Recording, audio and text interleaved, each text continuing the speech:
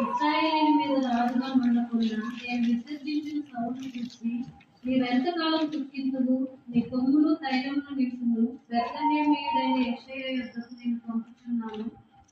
అతని కుమారులలో ఒకరిని నేను రాజుగా నియమించుదును. చాలు. ఆ మాటను జాగ్రత్తగా చిన్నగా చదువుతూ మరలా అక్కడ ఒక రాజ్య స్థాపన జరుగుతుంది. చూడండి, కొత్త రాజ్య స్థాపన జరుగుతుంది. ఆ వచనంలో నేను చిన్నగా చదువుతాను. యెహోవా సమూయేలుతో ఇలాగ సెలవిచ్చాడు, ఇశ్రాయేలీయుల మీద రాజుగా ఉండకుండా నేను విసర్జించిన సౌలును గూర్చి నీవెంతకాలం దుఃఖింతువు, నీ కొమ్మును తైలముతో నింపుము. బెత్లెహేమీయుడైన యెషయా యొద్దకు నేను పంపుచున్నాను. అతని కుమారులలో ఒకరిని నేను రాజుగా నియమించుదును. సౌలు రాజుగా నియమింపబడి ఎంతో కాలం అవ్వలేదు. సౌలు రాజుగా నియమింపబడి సింహాసనం ఎక్కి పరిపాలన చేయడం, యుద్ధాలు చేయడం ఎంతో కాలం అయిపోలేదు. కానీ తను సింహాసనం ఎక్కడానికంటే ముందుగానే దేవునికి చాలా బాధ కలిగించిన వ్యక్తి, దేవుని హృదయాన్ని బద్దలు చేసిన వ్యక్తి, దేవుడు మనసులో సంతాపపడినట్లుగా, దేవుడే నొచ్చుకున్నట్లుగా ప్రవర్తించిన వ్యక్తి సౌలు. దేవుడు చాలా నొచ్చుకున్నాడు సౌలు విషయం. అయితే ఒకవైపు సౌలు ఎందుకు అలా దుష్టముగా, ఎందుకు అలా దుష్టత్వం చేశాడు, ఎందుకు అలా ద్రోహం చేశాడు అని సౌలు గురించి ఆలోచించి బాధపడుతుండినప్పుడు మరొక వైపున దావీదు అనే ఒక యవ్వనస్తుడు, ఒక బాలుడు అంటారు, దావీదు అనే ఒక బాలుడు, అతన్ని చూడగానే రాజ్యం తీసుకొచ్చి అతని చేతిలో పెట్టేయాలనిపించింది. దేవుడికి సింహాసనం తీసుకొచ్చి పెట్టేయాలనిపించింది. అతను గొర్రెల కాపరి, వయసులో చాలా చిన్నవాడు. కానీ అతన్ని చూడగానే దేవుడు ఏమనుకున్నాడు, రాజ్యం తీసుకొచ్చి పెట్టేసేయాలి, సింహాసనం మీద ఎక్కించేసేయాలి. బాలుడు తీస్తే గొర్రెల కాపరి అయితే నాకేంటి, నేను మలుచుకుంటాను కదా, నేను నాకు ఇష్టం వచ్చినట్లుగా నేను తయారు చేసుకుంటాను కదా, షేర్ చేసుకుంటాను కదా అనుకొని దావీదును గురించిన ప్రస్తావన, దావీదును గురించిన ఆలోచనే దేవుని మనసుని ఎంతో శాంతపరిచింది, ఎంతో నిమ్మడపరిచింది. ఒకవైపు సమూయేలు దుఃఖిస్తున్నాడు, సౌలు ఇలా చేస్తున్నాడు, రాజ్యం అంతా చెడిపోయింది, రాజ్యం అంతటికి ఒక నాశనం లాగా తగిలాడే, రాజ్యం అంతటికి ఓ కీడు లాగా ఉన్నాడే. దేవుని మాట వినకపోతే ఇంకా రాజ్యం ఏం ఫలిస్తుంది, ఏం అభివృద్ధి పొందుతుంది? రాజు దేవుని మాట విన్నప్పుడు అదంతా చూడగానే మనసు ఎంత నొచ్చుకొని ఉందో దేవునికి. ఒకవైపు ఈ బాలుడైన ఈ దావీదుని చూడగానే ఎంత నొచ్చుకున్న మనసు అంతా కూడా శాంతమైంది. వెంటనే ప్లాన్స్, రూల్స్, కండిషన్స్, సింహాసనము, అధికారము, రాజు, అన్ని రెగ్యులేషన్స్ మొత్తాన్ని చేంజ్ చేసేసాడు దేవుడు. అనుకున్నాడంట, సౌలు సింహాసనాన్ని సదాకాలం ఉంచితే బాగుంటుందేమో, లోపడతాడేమో, అల్పమైన గోత్రం నుండి వచ్చిన వాడు కదా, తగ్గించుకుంటాడేమో, విశ్వాసం చూపుతాడేమో, విశ్వాసీయత కనపరుస్తాడేమో అని వెయిట్ చేశాడు దేవుడు. బట్ నో, కనపడలేదు. కానీ దావీదును చూడగానే రాజ్యం మార్చేయాలనిపించింది దేవుడికి, సింహాసనం మార్చేయాలనిపించింది, రూల్స్ మార్చేయాలనిపించింది, రెగ్యులేషన్స్ మార్చేయాలనిపించింది దేవునికి.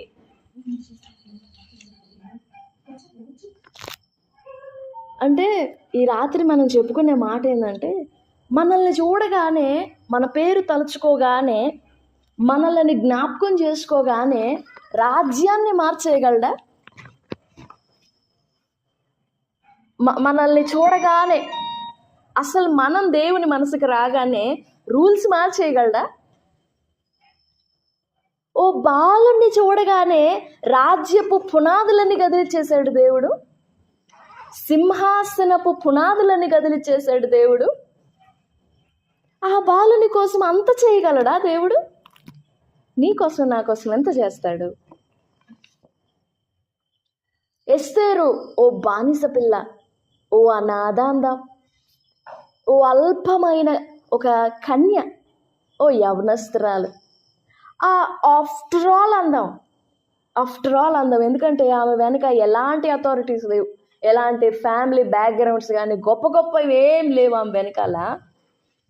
కానీ ఆమె కోసం దేవుడు ఏం చేశాడు ఎస్తేరు కోసం? దేవుడు మరణ శాసనాన్ని తిప్పి రాపిచ్చాడు. నేను ఉంగరం పెట్టిన ఈ చట్టాన్ని నేను కూడా మార్చలేనమ్మా, నీకోసం నీకు ఇష్టం వచ్చినట్లుగా రాసుకో, చట్టాన్ని పుట్టించుకో, నా ఉంగరం నీ చేతిలో పెడుతున్నా, నీకు ఇష్టం వచ్చినట్టు చేసుకో. ఏమో ఆ యవనస్తురాల్ని చూడగానే దేవునికి ఎంత మనసు మారిపోయిందో, జాలి పుట్టించాలనుకున్నాడు. ఓ అహశ్వేరోషు రాజు అంటే ఎవరు అనుకుంటున్నారు? ఒక భద్రపాలెం ఊరికి రాజు అనుకుంటున్నారా? 127 సంస్థానాలకు రాజు. అంత పెద్ద రాజు మనసుని సింపుల్ గట్ట తిప్పేశాడు, చాలా సింపుల్గా మార్చేశాడు దేవుడు. ఓ యవ్వనస్త్రాల మీద, ఓ సామాన్యమైన ఓ కన్య మీద వివాహం చేసుకున్నాడులే. ఓ యవనస్త్రాలే అందాం, ఆమె వయసు చిన్నదే. ఆమెను చూడగానే రాజ్యపు పునాదులన్నీ పెకళింపబడ్డాయి అంతే. ఈ రాత్రి నిన్ను బట్టి నన్ను బట్టి మార్చబడాలండి, పునాదులు కదిలింపబడాలి, పెకలింపబడాలి. అలాంటి ప్రార్థనలు చేయాలి మనం నీరసంగా, నిస్సత్తువగా, విశ్వాసంగా మన ప్రార్థన మనం చేసుకుంటూ పోతే ఎరుకో కోట గోడల చుట్టూ ఎన్ని సంవత్సరాలు తిరిగినా కోలది కదా. వారు 6 రోజులు తిరిగారు, 7వ రోజు 7 సార్లు తిరిగారు, అంతే కుప్ప కూలిపోయింది ఎరుకో కోట గోడ. బలమైన ప్రాకారాలు. ఈ రాత్రి ప్రాకారాలను కూల్చివేసే